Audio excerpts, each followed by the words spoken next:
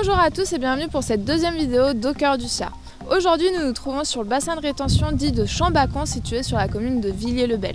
Pour rappel, les bassins de rétention sont de grandes excavations permettant de retenir l'excédent d'eau en période de forte pluie, permettant de limiter les inondations sur les communes qui se trouvent en aval. Ces bassins sont généralement enherbés, ce qui nécessite un entretien régulier. Existe l'utilisation des techniques dites traditionnelles concernant l'entretien de ces espaces. Partons à la découverte de l'éco-pâturage grâce à Luc, berger spécialisé dans cette technique.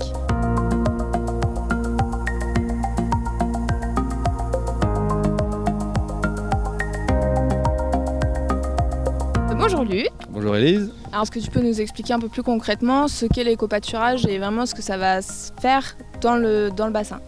Alors l'éco-pâturage, c'est une alternative à l'entretien mécanique des espaces verts.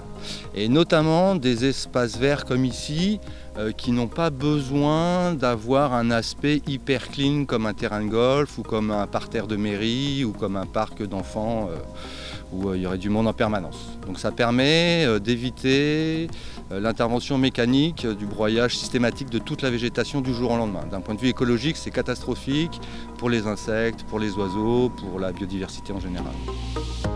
Quel est l'avantage du mouton par rapport à la mise en place de machines mécaniques ? Déjà, un mouton, ça fait pas de bruit, ça consomme pas de gasoil, ni de graisse, ni de mécanique. Ensuite, c'est un animal vivant et au niveau de l'entretien du bassin, ça maintient une hauteur de végétation moyenne plus basse. Quand on intervient avec des machines, on laisse monter la végétation comme là, ça a été fait cet été, jusqu'à peu près 1 mètre de hauteur. Et du jour au lendemain, ça repasse à 10 cm et c'est broyé, c'est resté sur place. Et ça étouffe la végétation qui est en dessous. L'avantage du mouton, c'est que ça va raboter régulièrement, jour après jour, la végétation, de façon à la maintenir plus basse, la maintenir plus verte. Et donc, ça va permettre aux oiseaux encore et aux insectes de pouvoir se reproduire et assurer le cycle de la vie d'année en année, en fait. Quelle espèce de mouton as-tu installé pour le coup sur le site de Chambacon ?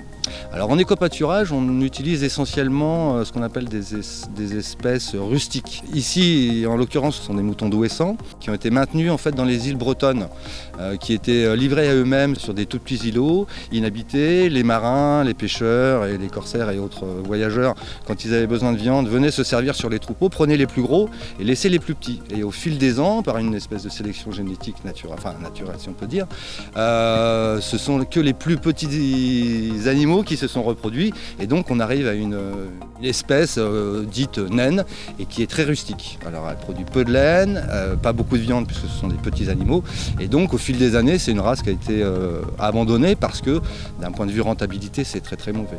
Sauf que nous en éco-pâturage ça nous intéresse parce que ce sont des animaux qui vivent toute l'année dehors, qui se reproduisent tout seuls sans intervention humaine ou au moins très peu d'intervention humaine. Vous l'aurez compris, l'éco-pâturage permet de maintenir les espèces floristiques présentes sur le site et de limiter l'impact des espèces dites invasives.